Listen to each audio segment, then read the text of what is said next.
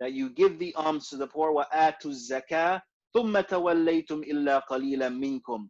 Then thereafter though, the Bani Israel, they have a low point.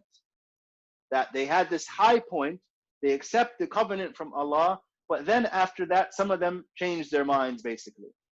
So Allah, and also with these covenants were grand spectacles.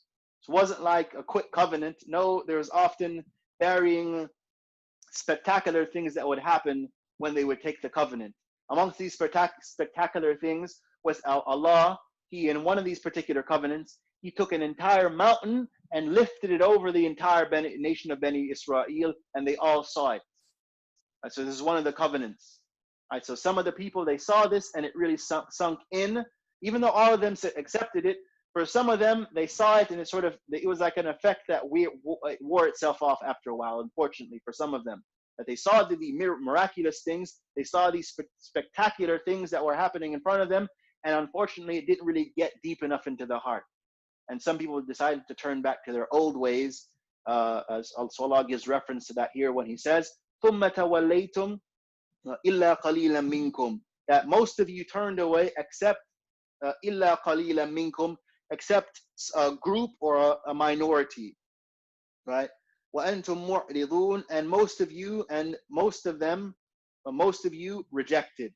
So here we want to zone in on this word qalil, minority. Right, this is the translation of it. Often Muslims in the United States and all over the world, we complain about being a minority, right? But in the Quran, if we read the Quran, this is what the word qalil, it means minority, right? And that the minority is always praised in the Quran. And Allah always will praise the minority of people, and also will clarify that minorities are powerful. That being a minority is, it's not really a handicap, right? It's something that Allah sort of destined, that a minority will be that transformative factor. It'll be like that philosopher's stone. A philosopher's stone is like a small thing that transforms something else. This is what a philosopher's stone is. That you have a small group of people that are able to basically shape the world. And either maybe change the world for the better or for the worse. Of course, we're talking about changing it for the better now. But Allah will talk about the minority here as being the people who lead the charge towards goodness, even though they're a minority. That there is something special about having a minority status. Allah is talking about that here and throughout the entire Quran. This is why amongst the companions, Ibn Abbas, this is the cousin of the Prophet ﷺ, he would ask Allah explicitly to be amongst the minority, to be a minority. He would say, "Oh Allah, make me a minority. Make me amongst the minority." Right? So we often talk about minority, and we have our Eurocentric lenses on, and we think minority, oh, handicap, or we think, oh, these people must be weak, minority. This is a Western perspective. That's not from Islam. Being a minority, Allah praises it in the Quran.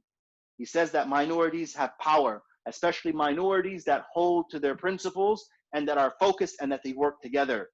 And of course, that's in our religion, of course. It's only unfortunate that we as a Muslim minority in the United States, we often don't unite. Right? We have to, pool our resources and come together. Right? So Allah makes reference to this in varying verses in the Quran, particular about the minority status. We want to repeat that again. It's not a handicap. We shouldn't think, oh, we're only a few million, nothing we can do. The United States is 300 million. We're only like 4 million. What can we do? No, this is not the attitude of the believer. Right? This is not the attitude of the believer. And Allah mentions it over and over again in the Quran. And we're going to see later on in Surah al-Baqara that really the apex of Bani Israel, the highest point that Bani Israel ever reached, was because of a minority. That you had thousands of Bani Israel, thousands and thousands and thousands, maybe almost a million, but it's a small minority that gives the victory to the Jews. Right? The number is 313. So from amongst a million people, you have 313 that gives the rest victory and sets the stage and clears the way and takes the charge. Right? So that's minority status right there. A million, amongst that million, you have 313. Right? Now, Okay, so we'll close with that. We ask Allah for safety from falling into any misguidance or arrogance or yani, any egoism or yani, any division. We ask Allah to heal our hearts, to allow these readings of the Quran and these sessions to be a shifa, a healing for us and a healing for the Muslim nation.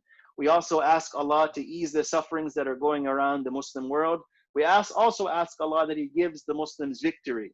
There are many Muslims to this day that are still struggling for some sort of triumph or victory or some sort of meaningful existence, right? Meaningful governments.